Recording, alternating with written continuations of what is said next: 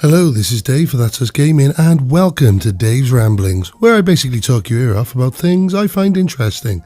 Again, you'll have to bear with me on my voice again this week, as for some reason what feels like laryngitis just isn't going. But anyway, I want to speak today with the release of Assassin's Creed Odyssey. I just wanted to speak a little about the state, really, of open world games as we know them today. Now, for some reason, everything these days has to be open world, especially Ubisoft. It has to be open world. It has to be massive and filled with, quite frankly, just crap. You know, the usual thing. You'll have like escort missions. You'll have little side missions that just seem to be the same thing over and over and over, you know, that sort of thing. But the reason I want to bring this up is, and I know you'll probably be fed up with me mentioning it, Yakuza 0. Again, this is my first real foray into the Yakuza series, and dear God, I'm on 51 hours, I think, at my last check, and that may not seem a lot to a lot of hardcore gamers, but trust me, when you're trying to juggle playing games and bloody parenting and work, then it's a lot for me. But 51 hours, and I am on chapter 6. Just out of morbid curiosity, I decided to just Google how many chapters there were, and there are 17. I have spent so long doing different missions, and the thing is, though, this is fine. I haven't really felt. I mean, I'm not going to 100% the game. I didn't set out to 100% the game, but I get absorbed into the side missions.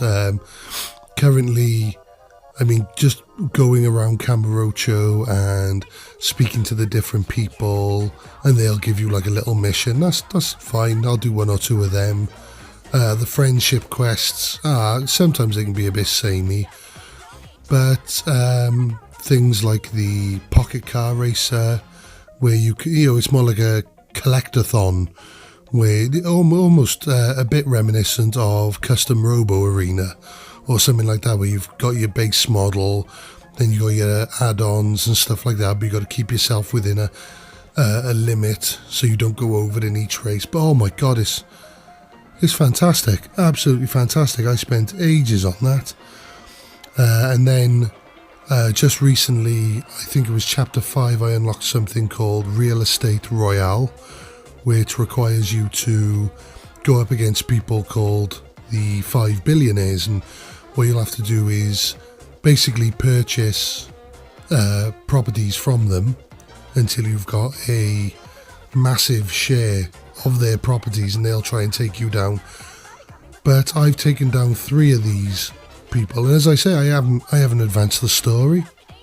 You know, I'm still on chapter 6, but I am really enjoying doing these side missions. Now, if you try and put that to Assassin's Creed, would you spend, answer yourself honestly, would you spend that much time doing the side missions? Because I did once in Assassin's Creed 2, and you know what? I literally did it out of just some fierce determination, not because I wanted to. That was all it was. Whereas, as I say, in Yakuza, I want to do these missions. There is something absorbing about them. They're interesting, they're varied, you know.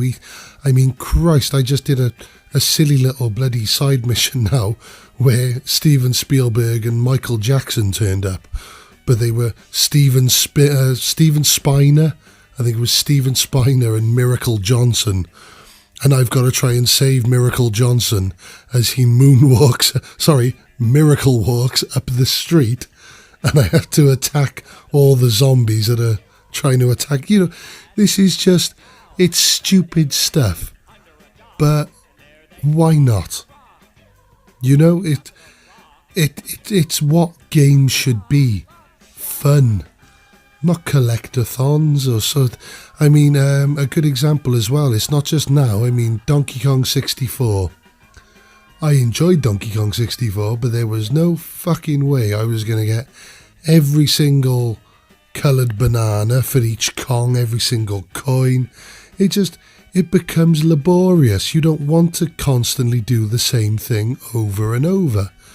So, yeah, as I say, I am really enjoying the way Sega have put together an open world. And to be honest with you, I haven't seen anything of Assassin's Creed Odyssey because, to be quite frank with you, I don't care, really. I haven't cared about Ubisoft games in a while.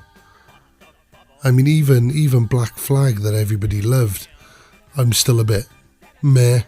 Still feels the same, and I mean, I completed every Assassin's Creed from 1, to 3.